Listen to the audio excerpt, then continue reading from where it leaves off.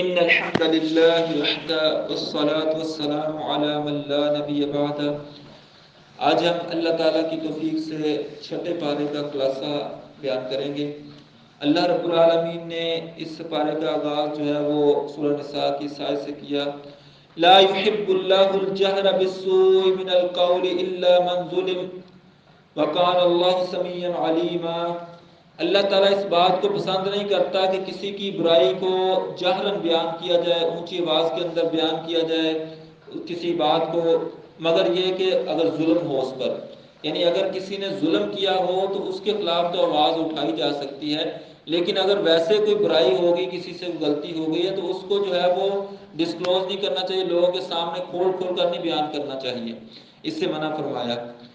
اسی طرح اس سورہ مبارکہ کے اندر سورہ نساء میں ہی اللہ تبارک تعالیٰ نے یعنی کہ چھٹے پارے کے آغاز میں ہی سیدنا عیسیٰ علیہ السلام کے بارے میں ارشاد فرمایا کہ یہودی یہ کہتے تھے کہ ہم نے عیسیٰ علیہ السلام کو قتل کر دیا، نعوذ باللہ۔ تو اللہ تعالیٰ فرماتے ہیں وَمَا قَتَلُوهُ وَمَا صَلَبُوهُ وَلَكِنْ شُبِّهَ لَهُمْ، نہ تو ان کو قتل کیا گیا ہے نہ ان کو صلیب چڑھایا گیا، بلکہ وہ شبہ میں پڑ گئے ہیں، ایک شبیہ ان کے سامنے آ گئی۔ تو فرمایا کہ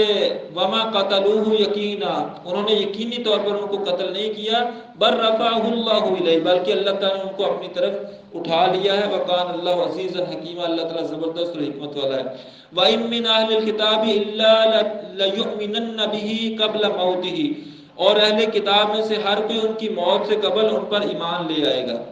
یعنی کہ ان کی موت سے پہلے، یعنی عیسیٰ علیہ السلام کی موت کب ہوگی؟ عیسیٰ علیہ السلام جب دنیا میں تشریف لائیں گے، دوبارہ آئیں گے، اور پھر جو ہے وہ اللہ کے دین نبی مکرم سیدنا محمد رسول اللہ صلی اللہ علیہ وسلم کی شریعت کا نفاذ فرمائیں گے، اور ان کی شادی بھی ہوگی، بچے بھی ہوں گے، پھر وہ فوت ہوں گے، پھر ان کو جو ہے وہ ان کا جنازہ وغیرہ بھی پڑھا جائے گا۔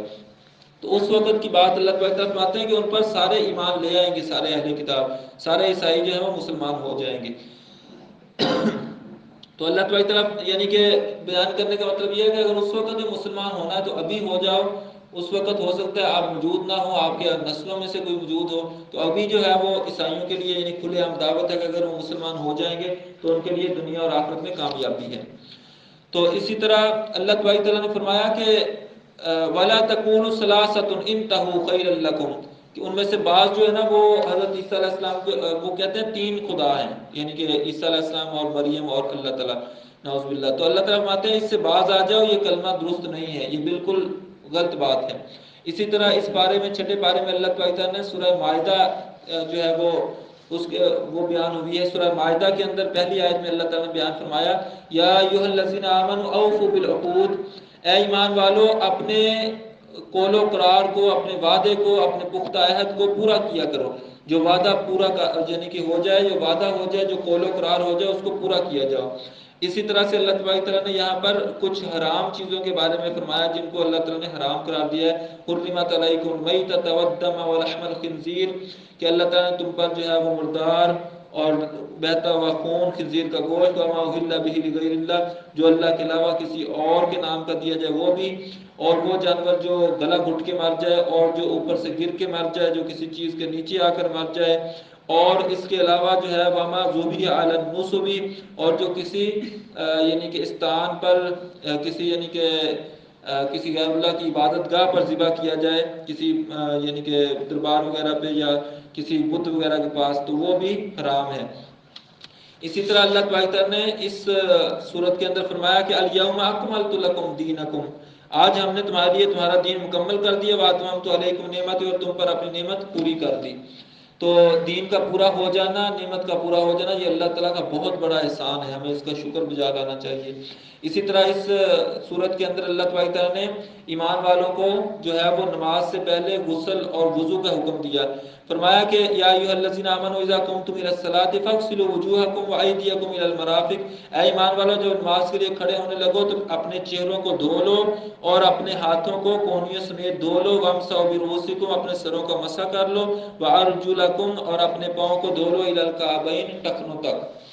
اور وَإِن كُنتُمْ جُنُبًا فَاطَّهَّرُوا، اگر تم جنبی ہو تو پھر طہارت حاصل کر لو، یعنی غسل کر لو۔ تو یہ اللہ تعالیٰ نے ارشاد فرمایا۔ اسی طرح سے اسی صورت کے اندر اللہ تبارک تعالیٰ نے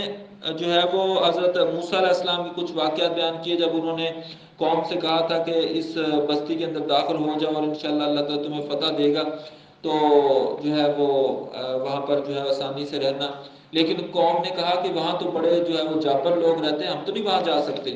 تو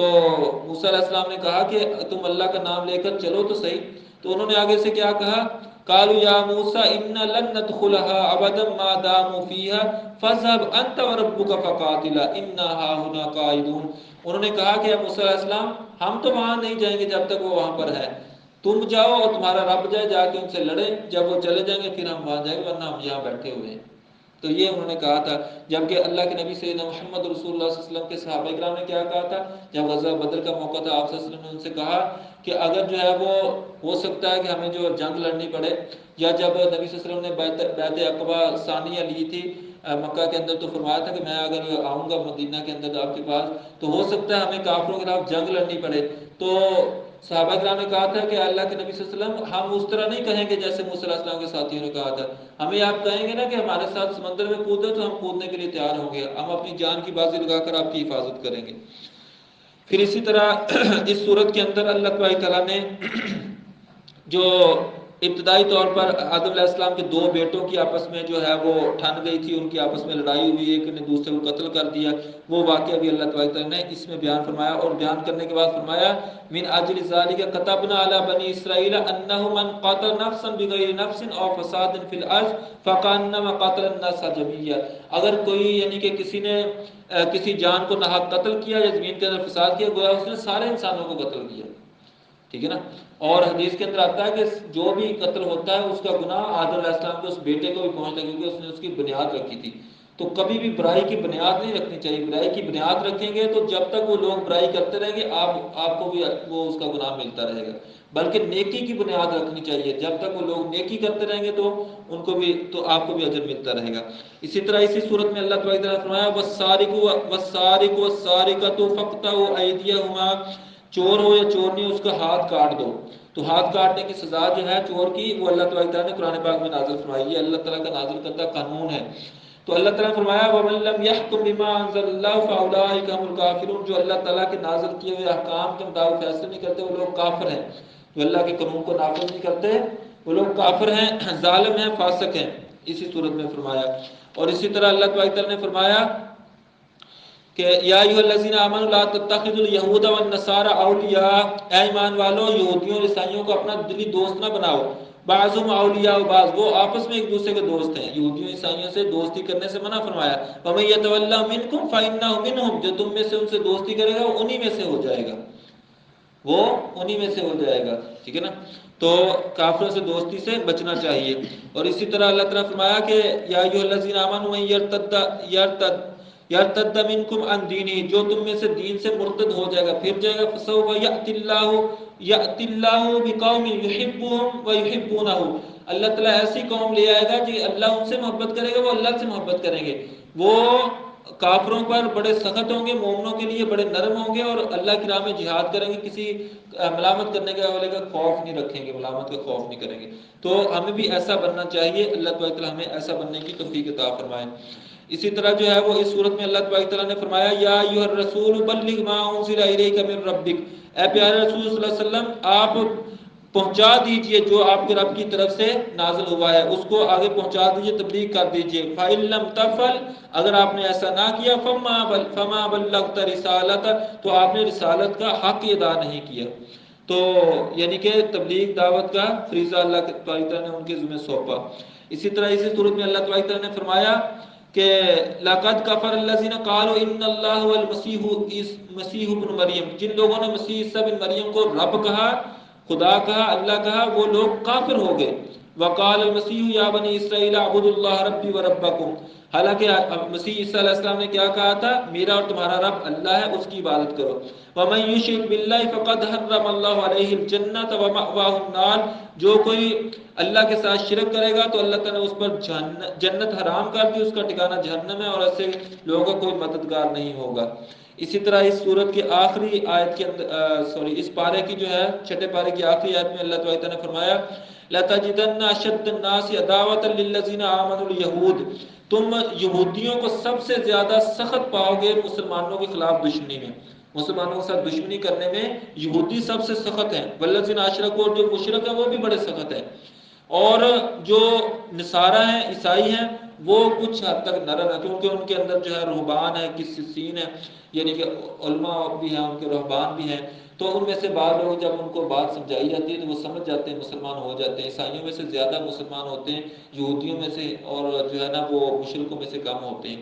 اللہ تبارک و تعالیٰ سے دعا ہے اللہ تبارک و تعالیٰ ہمیں کتاب و سنت کو سیکھنے، سمجھنے، عمل کرنے اور دوسروں تک پہنچانے کی توفیق عطا فرمائے۔ سبحانک اللہم و بحمدک، اشہد ان لا الہ الا انت، استغفرک و اتوب الیک، وصلی اللہ علیہ